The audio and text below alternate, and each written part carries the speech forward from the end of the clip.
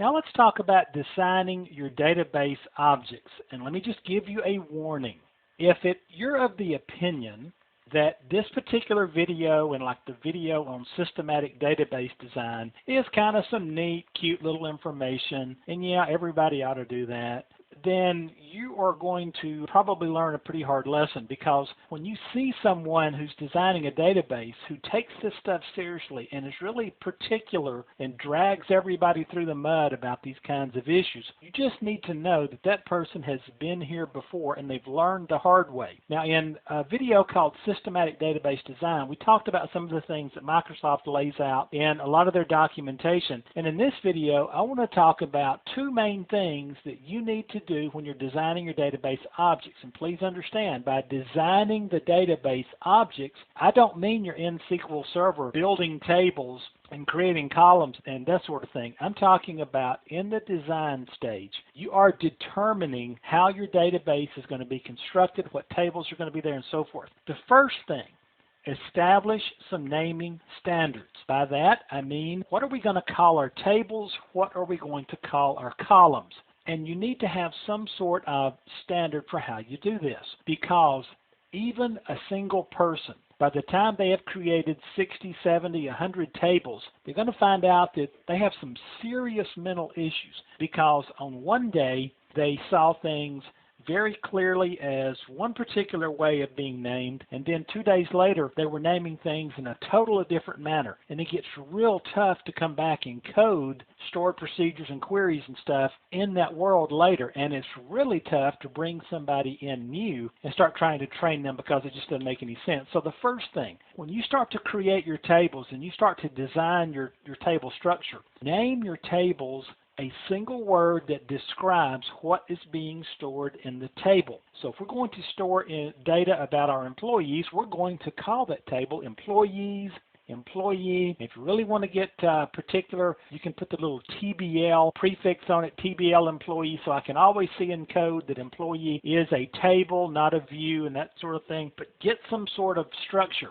Do not do these cute little names like TVHREMP, and I know that T means it's a table, V means it's part of the VTC project, HR means it's a human resources data table, EMP, and you just keep going and going and going. The problem is this will make perfect sense to you on Monday morning when you're under the influence of sinus medicine, or you're under the influence of the weekend or whatever, and then about Thursday you're like, what was that table THRV? RVMP, it just really gets nuts to try to figure that stuff out. Go ahead and name the tables in a way that describes the data that's inside. The next thing, and I've seen so many companies get burned by this, use standard abbreviations.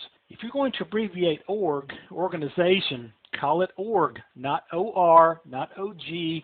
Try to use some sort of standard abbreviation. Be consistent with your naming standard. Let me just tell you that is humanly impossible unless you document your naming standard. Again, I don't know how often that you've really thought about this and noticed it, but a lot of times the person that shows up in your body on Monday morning is a different human being almost than the person who shows up in your body on Friday morning. Document your naming standard, put it on the wall, make sure that you know what you're going to do, and do it the same way every time. The second thing is establish some data type standards. If you want to see a bunch of database designers fight, put them in a room and start talking about data types and databases. Somebody's going to have to lead out here. Somebody's going to have to make the call. You're going to have to make that a standard. One common thing that comes up all the time is the use of globally unique identifiers. Now, these are 32-digit number constructions that guarantee uniqueness. The chances are like 1 in 32,000, or I think you have to create one a second for 32,000 years. That's what it is, to get a duplicate on this. Now, and a lot of database developers love this because it guarantees uniqueness. It is also very expensive for SQL Server to have to deal with a 32-digit number to do its seeks, to do its ordering for indexes and so forth. And so while it gives you the ultimate in uniqueness, it does come with a cost. A lot of people want to use, like integer fields or that sort of thing. Just make sure you agree on that. Decide whether you're going to use variable length or fixed length character fields. Leave me out of that argument. And here's the deal. Review your data type selections early in development. Go ahead and fight about them. Go ahead and come to a conclusion. Put them in your documentation and make sure everybody's thinking the same way. Otherwise, you're going to have some long afternoons trying to join tables with disparate data types and all other kind of problems. So just be careful as you design your database objects and have a plan for standardization.